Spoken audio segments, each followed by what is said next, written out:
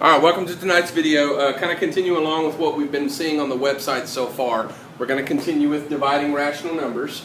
There's two rules that you need to know when you're talking about dividing rational numbers, and this hasn't been officially written down from the website yet.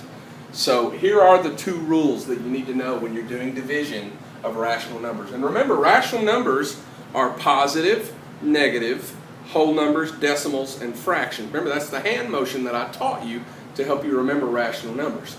Positive, negative, whole numbers, decimals, fractions. Alright, now those two rules when you're talking about dividing rational numbers are same sign, positive answer. And then different sign, negative answer.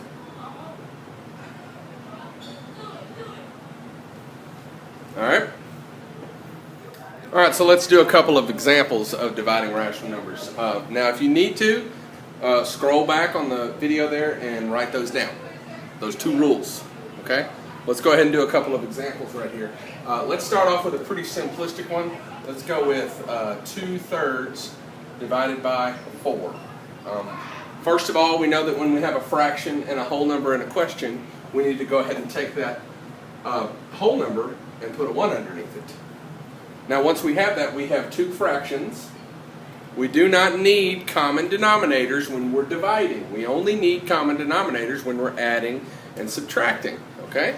So we don't need to stack these. We need to apply the rule that you saw and that you have seen multiple times on the website before, and that is leave, change, flip. Leave that the same, change that to a multiplication problem, flip that fraction. Now once I do that, it becomes a multiplication problem. We know how to multiply fractions. It's top times top, bottom times bottom. So 2 times 1 and 3 times 4. But if you're paying close attention, you look at your diagonals, the 3 and the 1 and the 2 and the 4, you notice that there is a common factor for 2 and 4. There's a common number that goes into 2 and 4, which is 2. 2 goes into 2 one time. 2 fits inside of 4 twice. So now I'm doing 1 times 1 and 3 times 2. Well, of course, the answer to that is 1/6. Now, based on those two rules, these have the same sign, don't they? So that means that's what type of answer? Well, based on the rule, same sign, positive answer. 1/6, positive answer. Alright, next example. This time we have a mixed number and a proper fraction. Well, that one's pretty easy to do as well. First of all, we don't need to stack it because we don't need a common denominator. We're still doing a division problem. But what we still have to do is make this mixed number to an improper fraction. Well, that's pretty simple. We're just going to go over here to the side, do a multiplication problem. 5 times 3 is 15, plus 4 is 19. Over 5, still negative, division 3/4. Now at this point, I'm going to apply my rule for dividing fractions. Leave, change, flip.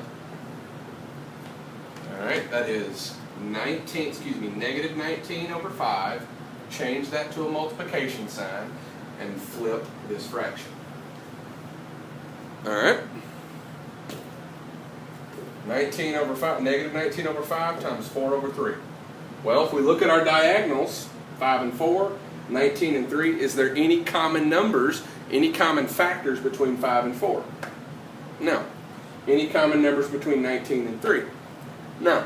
So we can't simplify that step on that particular step, so all we're going to do now is 19 times 4 over 5 times 3.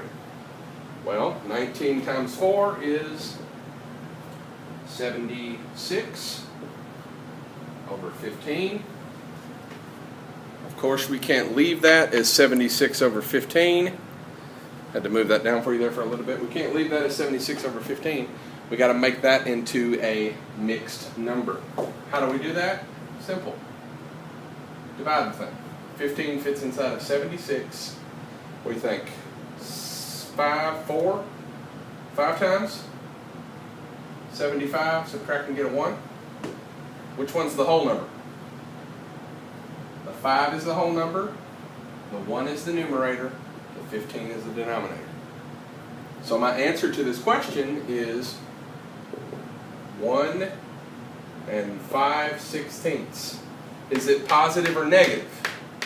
Well, remember those two rules you should have written on your paper. State, same sign, positive answer, different signs, negative answer. Is that a different sign or a same sign? Well, that's a different sign, so that means my answer is negative 1 5/16. Thanks again for coming to the video. Remember, if you didn't keep up with the pace, scroll back, pause it, make sure you've got these two problems and those two rules written down for the website tonight. See you tomorrow.